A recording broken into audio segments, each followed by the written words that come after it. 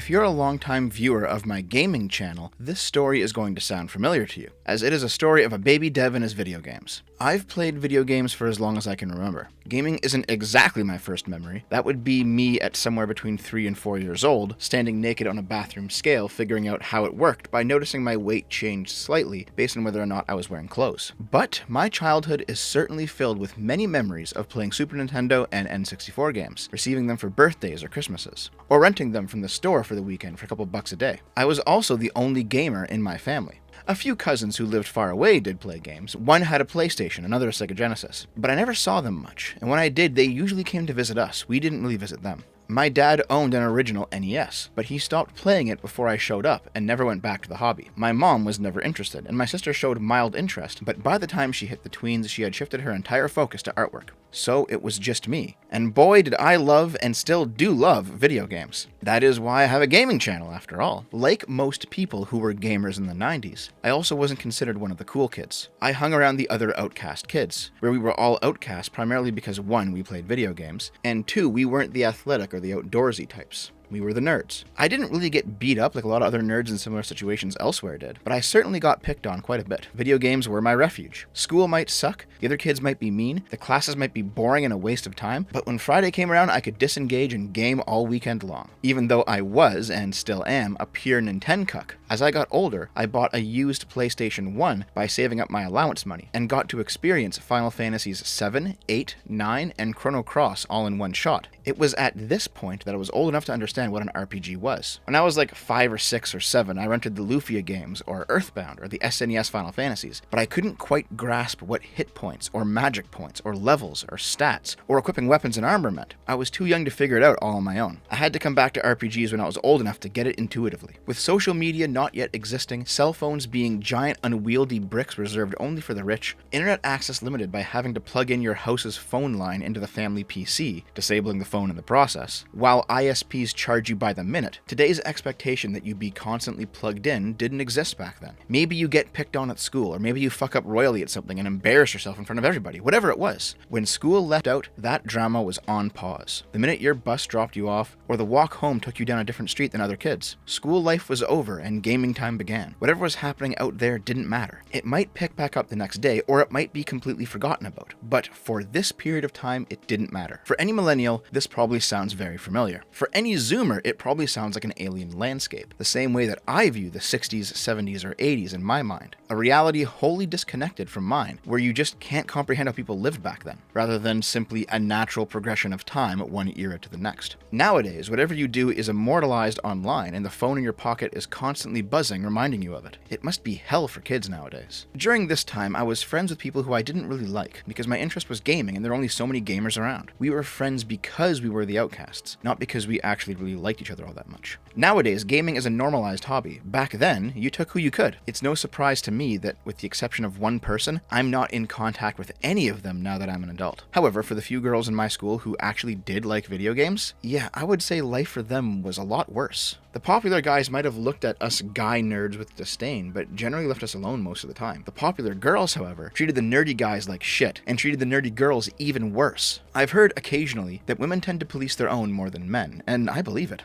Almost all of those nerdy girls abandoned their gaming hobby when they hit their teen years, and ultimately became some of the worst people in high school. I often wonder what they would have become without that pressure. When I hit high school myself, I ended up becoming more athletic, and therefore also more accepted by the normies. But I was also that guy who got along with all the various cliques. But most of all, I still loved games and I still hated school. I felt then, and still feel now, like school was a huge waste of my time. Yes, I skipped my own prom to play Tales of Symphonia back on the GameCube, and to this day, I don't regret it. Fuck those guys. As I'm writing this script and recording it for the video, I'm recognizing that it sounds a little like Elliot Rodger's manifesto, and in a few other ways, like the writings of Movie Bob in his absolutely awful autobiography / Super Mario Bros. 3 thesis. By the way, that book's long out of print, and I would love a physical copy. If you know where I can get one, let me know. And don't worry, I'm nothing like those guys. Unlike Elliot, I have a girlfriend I love very much. I found a social group that accepts me, and I don't feel any sort of alienation. Unlike Movie Bob, I don't let decades-old console wars drummed up by corpos to promote sales decide every factor of my adult life, and I don't live in a rented, flooded basement.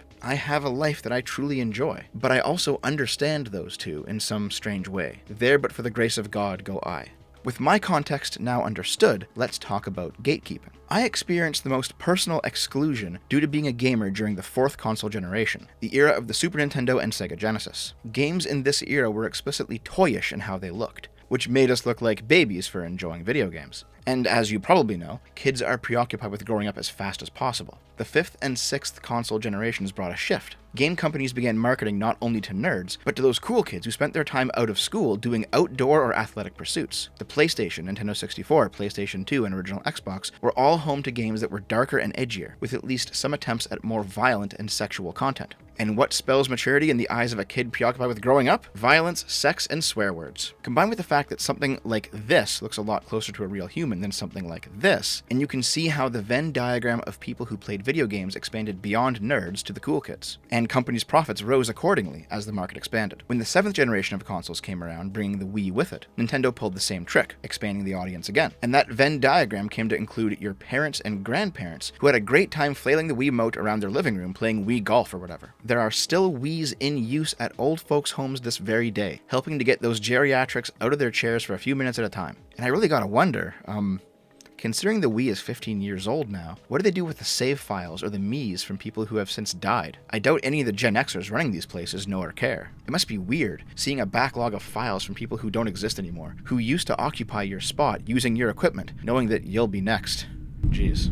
My point is, though, the hard truth that nerds had to swallow was that companies are always incentivized to expand their audience in order to make more money. But nonetheless, those same companies also understood that they had to put in at least some efforts to keep their old audience around as well. Despite the Wii's reputation as your grandma's gaming device, Super Mario Galaxy was made for those nerds. Resident Evil 4 hit the system to appeal to the normies, and the Metroid Prime games were accepted by both. But what happens when a company decides to only do half of that formula? Pursue the new audience while abandoning the old, rather than taking them along for the ride? Well, that has been the story of the past decade. Name a fandom, any fandom, and it has probably had the gates thrown open in the name of being more inclusive. Star Wars, Star Trek, Ghostbusters, all manner of tabletop gaming from Dungeons & Dragons to Warhammer to Vampire the Masquerade, comic books, and yes, video games. Make fun of me for being a Nintendocuck all you want, but despite all of modern Nintendo's problems, they still create games for the sake of making entertainment, not for making a political statement. Nintendo, for instance, won't touch politics with a 10-foot Super Mario hammer. Making political statements are for other people to do. We want people to smile and have fun when they play our games. The cry of inclusivity works something like this. Hey, this particular thing doesn't suit me. That means you're excluding me from it, which means that it's racist or sexist or homophobic. Choose whichever works for the point you're trying to make. Then you demand that the thing itself be changed to be more inviting to you, even if that means alienating the original fans of the thing. And then the final step of this subversion process is, once enough newcomers have flooded into the hobby to tip the scales of power, begin demanding that the original fans be gate-kept out. The narrative switches around from, hey, stop excluding us from this hobby, bigots, to our space, our fandom, our hobby. Get on board or get out of the way. If you don't gatekeep, eventually you will be gate-kept out by the people you should have gate-kept out in the first place. But these spaces were never actually meant for anybody other than fans of them, and anybody can be a fan as long as they like the thing. Nintendo games are products meant for those who enjoy Nintendo games, and not meant for those who don't. Nintendo might make a new type of game that appeals to different people, like Wii Sports, but Wii Sports fans never started demanding that Nintendo not make Mario Galaxy, and that Mario Galaxy lovers stop playing Nintendo games. They created new spaces for new fans without erasing the old ones. Warhammer isn't actually for everybody. It's for people who like Warhammer. And yet, due to subversion, those in charge insist on promoting Warhammer to those who don't actually like it. Same with comics, same with other game companies, and all the rest of it. The reason so many new things just flat out suck is because in their attempt to make something appeal as widely as possible, all of the depth and the meaning has been lost. It's all become gray, lifeless sludge, unoffensive to all, but lacking any vitality, any ability to stir people's hearts. You'll remember that when I was younger, it wasn't the popular boys who made the lives of me and my nerdy friends hell. They gave us some trouble, but the majority of the problem came from the popular girls, and how they treated nerdy girls even worse. Gamer guys have always loved the idea of gamer girls, provided they were legitimately gamer girls, because the idea of a possible girlfriend who didn't nag you, but actually enjoyed what you enjoy was a fucking unicorn back then. People always say that gatekeeping video games was keeping women out, but it was never about that. Gatekeeping video games was always about keeping out women who hate video games, and who want to see a hobby they have no stake in changed up because they're still mentally 5 years old, and anything existing that they don't approve of gives gives them panic attacks. The only people who complain about gatekeeping are the people who the gate is supposed to keep out, because frankly, gatekeeping won't stop anybody who actually truly cares. Let's say that you wanted to gatekeep me from gaming. You might harass me, you might abuse me, but how are you going to stop me from playing a video game in the privacy of my own home? Even if my group of friends were all just a pack of rabid little misogynists, bullying all of the budding young gamer girls, why couldn't they just call us assholes and keep playing games at home where we couldn't do anything about it? They weren't gate-kept out of gaming. In fact, they were gate-kept away from gaming by other girls policing their behavior. And if those girls cared, they'd keep gaming in private, and I know at least a few of them did. Anime and anime-inspired video games are delightful exceptions to this trend. They've managed to successfully gatekeep their communities, keep up their own style and traditions, and continued catering to the people who actually like their products. And the subversives are livid about it. How many times do you see a social media post that an anime character with big boobs is objectifying women, or unrealistic, or pedophilic, or whatever other nonsense they can throw against the wall, in a failed attempt to get people to stop enjoying the things that they like? And as a kind of related point,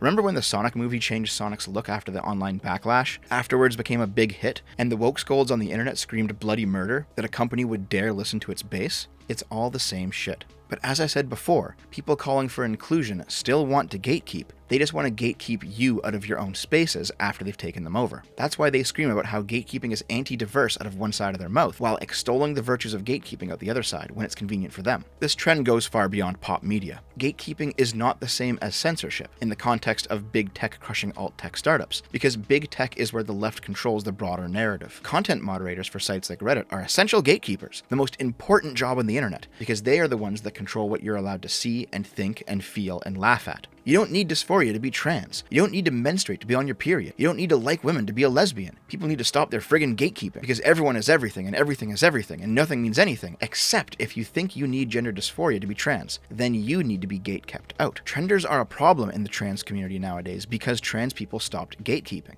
And yes, you're a fascist if you disagree, because of course you are. But when you are gate-kept out, it's not actually called gatekeeping by these people. It's called deplatforming, and they consider it to be a virtue. When someone like a Milo, or a Jordan Peterson, or a Faith Goldie, or any other rightoid gets an event threatened or cancelled, bomb threats called in, or fire alarms pulled, the practical result is that they're being gate-kept from public discourse. But it is, of course, never framed with those words. Instead, they call it fixing irresponsible platforming. Whenever you hear that deplatforming is good from leftoids, they are whitewashing their own gatekeeping, and you should call it what it is. When a person calls for the abandonment of gatekeeping in the name of inclusion, they intend to prey upon your goodwill to enter the space, subvert it, gatekeep you out of it, and then puppet its dead, empty husk in the promotion of their political point of view. Again, this comes from Antonio Gramsci, and this is why progressives are either closet Marxists or stupidly play into Marxist hands. In order to demoralize a population, part of the process is ensuring that they have no relief from politics, no private place where they can go and turn off. They must be always on, always emoting political agents. And everything in their life, from that constantly pinging phone in their pocket to political messages pushed in their entertainment, serves that end. Thankfully, people are finally beginning to see it this way. Gatekeepers exist to solve the problem of the poser, fake gamer girl in my instance. The person who wants to slip in and subvert. Or maybe they just want social capital in a smaller pond with less competition. Either way, the behavior is the same. This is an old 4chan meme that absolutely tracks with my experience and the experience of other millennial nerds. It's called A History of Women in Video Games. From 1995 to 2005, the only thing said is, LOL, look at the loser in his video games. By 2007, we see the cake is a lie. Yes, Zoomers, this is an old gamer meme from Portal, you fucking children, and fake girl gamer said it constantly in high school. In 2008, it's girls can play games too, you know, and this was never in dispute. We welcomed it. By 2010, we got girls just as good as guys, and all you had to do was prove it in-game. And by the time of 2011, it was video games are sexist. 2012, video games must cater to our needs. 10 years ago, we saw this happening. We knew that fake gamer girls existed. We knew what they were doing, and we knew where it would lead. We weren't educated in Gramsci or cultural Marxism or anything else like that, but we didn't need to be. We just remembered our childhoods. Newer versions of the meme have tacked on more years, and they're all on point. A man killed me in game, I was practically raped. Gamers are dead. You're an idiot if you think you were ever bullied, and it's your fault if you were. I will buy this game just to trigger man-children. Video games need to revise history to include minorities. Donate to my Patreon so I can play video games naked. We have all seen this happen. I was raped in a game is a real article that I covered in a recent video or a weekly sip or something. It's a frightening and disgusting trend in the world of online gaming. Hackers rewriting code to simulate sexual assault. Shauna Hunt is live with the disturbing reality of virtual rape. Shauna. Well, Roger, in the world of gaming, modifying characters is actually a common thing, but these cases are extreme. These hackers, they're taking control of games being played online, and they're staging these violent attacks, and the scenes are so disturbing, we had to blur the images.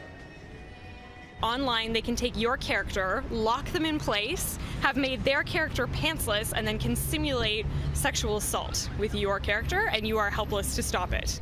The graphics are so good, this attack is eerily realistic, but this is virtual rape. Hackers rewriting codes and hijacking online video games like Zombie Apocalypse and Grand Theft Auto. The vile scenes are then posted to YouTube. Eerily realistic. You Were Never Bullied is an attempt to deny the real lived experience of people whose only shelter growing up was gaming. I will buy this game to trigger people echoes the cries of progressives online, trying to shame others into liking Ghostbusters 2016 or Birds of Prey or whatever else. Those aren't video games, but the same ethic is at play. The Gamers Are Dead one is interesting because that's a Gamergate thing, which did start in 2014. I remember at one point a blog post by Zoe Quinn, which is now lost to time, where she describes her childhood as a girl gamer. It was a very similar story to the one that I opened this video with. She received some pushback from guys who didn't believe she was the real deal, and how those guys ended up accepting her and even crushing on her when they realized that she was. And she also received extreme ostracization from the girls around her for playing video games. Meanwhile, for the entirety of her adult life, Zoe Quinn has been the one desperately grabbing at and wielding the power of gatekeeper herself. Far beyond the realm of media, gatekeeping is the concept of limiting entry into a space. Humans don't gather in a group for no purpose. They do so because of some commonality between them, whether that be a shared hobby in a club or a friend group, or a shared population behind the walls of a city.